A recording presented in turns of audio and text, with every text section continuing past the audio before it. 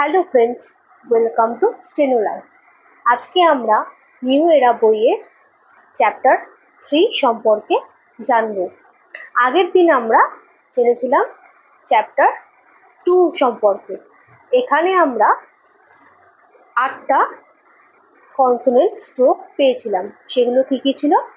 F, V, ই, D, S, জি, ইস আর ঝি।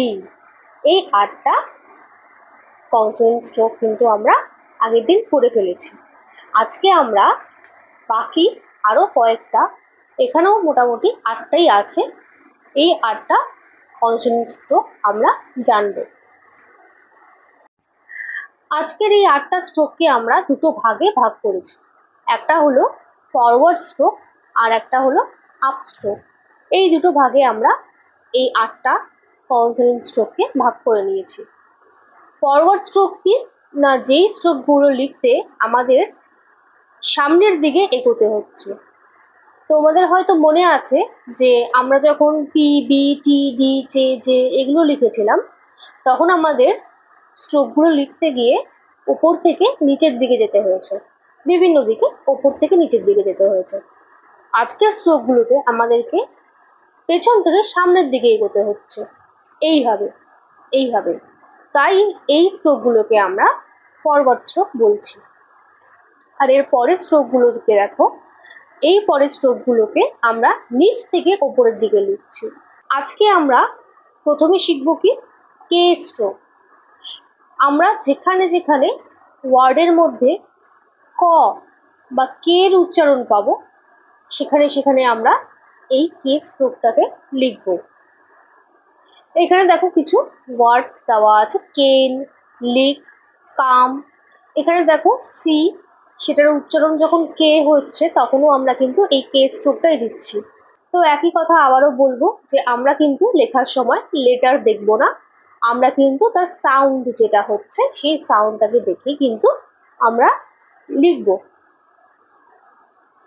এবার এই কে স্ট্রোকটাকে আমরা কিভাবে লিখছি সেটা একটু দেখে নিই। কে স্ট্রোকটা দেখো, এপাশ থেকে শুরু হয়েছে, শুরু হয়ে সামনের দিকে এগিয়েছে।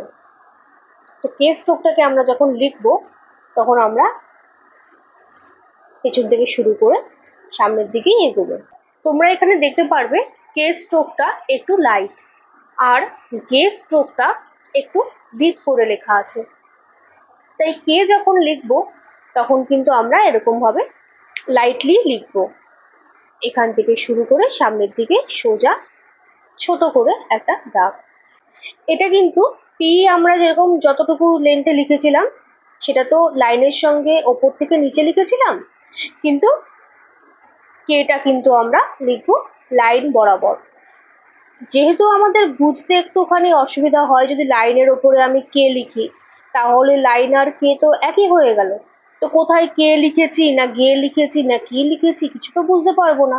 তাই আমরা এই কে এর সঙ্গে যখন সেকেন্ড প্লেস ভাওয়েল দেব তখন কেটাকে লাইন থেকে সামান্য একটু উঁচুতে লিখবো, যাতে আমরা বুঝতে পারি এখানে কে আছে বা গে আছে, এই স্ট্রোকগুলো আছে।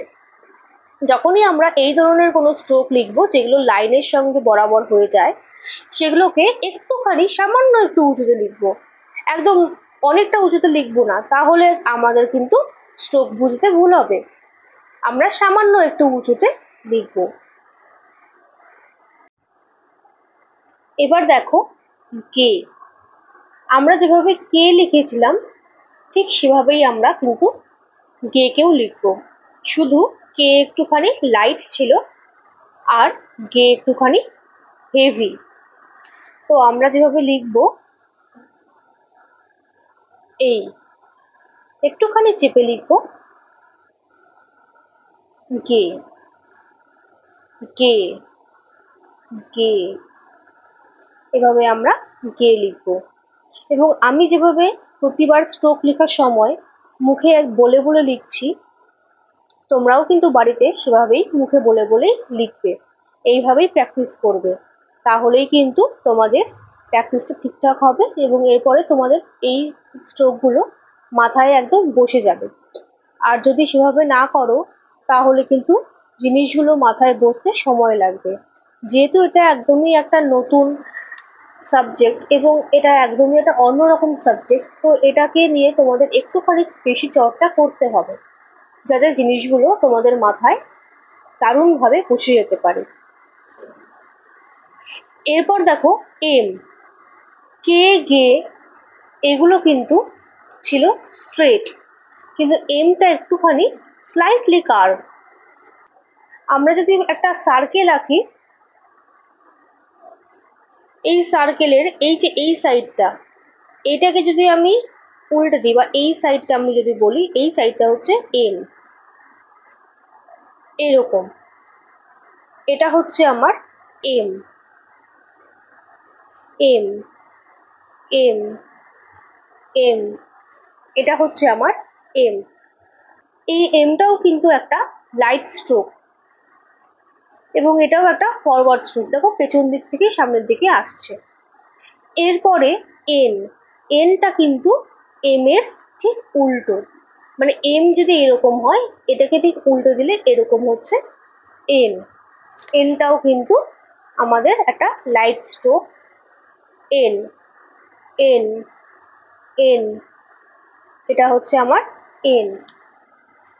একই রকম ভাবে এটাও একটা ফরওয়ার্ড স্ট্রোক। এরপরে দেখো ইং, এই এন জি আমরা অনেক ওয়ার্ডের শেষেই কিন্তু আইএনজি এই কথাটা পাই, তো ওই আইএনজির উচ্চারণটা ইং। তো এই এনজি যেখানে থাকবে সেখানে আমরা ইং উচ্চারণটাই করব এবং এই ইং এর স্ট্রোকটাই লিখবো। এটাকে আমরা অবশ্যই এনজি বলবো না, এটাকে আমরা ইং স্ট্রোক বলবো। লং, সিং, থিং, প্রত্যেকটা জায়গায় আমরা কিন্তু এই ইং স্ট্রোকটাই লিখবো। কিভাবে লিখবো না, এই যে এন লিখেছিলাম, এই এন স্ট্রোকটা একটুখানি লাইট ছিল, এই এন স্ট্রোকটাকে আমি যদি একটুখানি হেভি করে দিই, একটু চেপে লিখি, তাহলেই কিন্তু ইং স্ট্রোক হয়ে যায়। এইভাবে আমরা ইং স্ট্রোকটাকে লিখবো, এরকম ভাবে। যেরকম আমরা এন লিখেছিলাম লাইট, তার ঠিক ডিপটা হচ্ছে আমার ইং। এরপরের তিনটে স্ট্রোক, এরা প্রত্যেকে আপ স্ট্রোক, মানে এগুলো আমরা লেখার সময় নিচ থেকে ওপরের দিকেই তুলি। যেমন প্রথমে কি আছে এল, এল স্ট্রোকটা দেখো এই নিচ থেকে ওপরের দিকে উঠছে এবং এটা একটা কার্ভ স্ট্রোক। এই যদি একটা সার্কেল হয়, এর যদি আমি চারটে ভাগ করি, তার এই ওপরের যে অংশটা, এইটুকু অংশ, এটাই হচ্ছে এল। এটা কিন্তু একটা লাইট স্ট্রোক, তো আমরা এলটাকে এখান থেকে শুরু করে এইভাবে লিখবো, এল, এল, এল, এল। এইভাবে আমরা এলটাকে কিন্তু লিখবো। যেখানে যেখানে আমরা এল এর সাউন্ড পাবো, ল এর সাউন্ড পাবো, সেখানে সেখানেই আমরা এই এল স্ট্রোকটা কিন্তু লিখবো। যখন দেখো লে, হোল, হুইল, প্রত্যেক জায়গায় কিন্তু আমরা এল এর স্ট্রোক পাচ্ছি। এরপরে এইটা আমরা ওয়ে স্ট্রোক বলবো। এখানে ডাব্লু আছে, কিন্তু ডাব্লু যখন আমরা কোনো ওয়ার্ডে ইউজ করি, তখন আমাদের যে সাউন্ডটা পাই, সেই সাউন্ডটা কিন্তু অনেকটা ওয়ের মতো। যেমন দেখো এই যে ওয়ে, অ্যাওয়ার, উই, তো এইখানে সাউন্ডটা কিন্তু ডাব্লু হয় না, এখানে সাউন্ডটা হয় ওয়ে, একটা ওয়ে টাইপের একটা সাউন্ড বেরোয়। তো সেই জন্য আমরা এই স্ট্রোকটাকে ওয়ে স্ট্রোক বলবো। এবং এটা অনেকটা ওই টিক চিহ্নের মতো একটা স্ট্রোক, কিন্তু এর যে মাথাটা সেটা ওই হুকের মতো বাঁকানো। তো এটাকে আমরা কিভাবে লিখবো না, এটাকে আমরা এরকম ভাবে লিখবো, ওয়ে। এখান থেকে শুরু করব, এইভাবে তুলে দেবো উপরে, ওয়ে, ওয়ে, ওয়ে। এইভাবে আমরা ওয়েটাকে লিখবো। এবং এই যে লেনটা, এটা কিন্তু ওই চেজের যে লেনটা ছিল, সেই লেনটাই কিন্তু আমি লিখবো। শুধু সামনে একটা হুক দেবো, এরকম ভাবে একটা হুক দিয়ে তারপরে সব সোজাভাবে ওপরের দিকে টানবো। এটাই হয়ে গেল আমার ওয়ে সাউন্ড। এরপরে দেখো ইয়ে সাউন্ড, এটাকে আমরা ইয়ে বলবো। ওয়াই এর সাউন্ডটা যেরকম ভাবে ডাব্লিউ সাউন্ডটা অনেকটা ওয়ে হিসেবে আসে, সেরকম ভাবে ওয়াই এর সাউন্ডটা কিন্তু অনেকটা ইয়ে হিসেবেই আসে। যেমন দেখো ইউথ, ইয়েলো, ইয়েস। কোথাও কিন্তু ওয়াই হিসেবে এখানে কিন্তু ওয়াইউথ বললাম না, আমরা কি বললাম? ইউথ। এখানেও কিন্তু ওয়াইএলও বললাম না, কি বললাম? ইয়েলো। তো আমরা দেখতেই পাচ্ছি যে সব জায়গাতেই কিন্তু ওয়াই সাউন্ডটা আসছে না, আসছে ইয়ে সাউন্ডটা। কিন্তু লেখা শুরু হচ্ছে যেহেতু ওয়াই দিয়ে, তাই এখানে ওয়ার্ড লেটারগুলো দেওয়া আছে, তোমরা তো জানোই। তো এই ইয়ে সাউন্ডটাকে আমরা কিভাবে লিখবো? না, এই ওয়ে সাউন্ডটার যে স্ট্রোকটা ছিল সেই স্ট্রোকের ঠিক উল্টো হচ্ছে আমার ইয়ে সাউন্ডের স্ট্রোক। এই ঠিক ওয়েটাকে উল্টে দিলেই ইয়ে হয়ে যায়, ইয়ে, ইয়ে, ইয়ে, ইয়ে, ইয়ে। এবং তোমাদের মনে রাখতে হবে এই ফরওয়ার্ড স্ট্রোকগুলো এবং আপ স্ট্রোকগুলো, এগুলোর মধ্যে শুধুমাত্র এই গে আর ইং এই দুটো বাদ দিয়ে বাকি প্রত্যেকটাই কিন্তু আমার লাইট স্ট্রোক। আমার কিন্তু এগুলো হেভি স্ট্রোক নয়। এরপর দেখো এখানে কিছু শর্ট ফর্ম আছে এই স্ট্রোকগুলোকে দিয়ে। তোমাদেরকে আগেই বলেছি শর্ট ফর্ম মানে যেখানে আমাকে শুধু একটা একটা স্ট্রোক দিয়ে লিখলেই হয়ে যায়, সেই ওয়ার্ডগুলো ডিনোটেড হয়ে যায়, আমাকে ওই ওয়ার্ডের মধ্যেকার সবকটা সাউন্ডের স্ট্রোক লিখতে হয় না। এখানে কাম, কে দিয়ে আমরা কাম বোঝাচ্ছি। গিভ বা গিভেন এই দুটো ওয়ার্ডই আমরা গে দিয়ে বোঝাতে পারছি।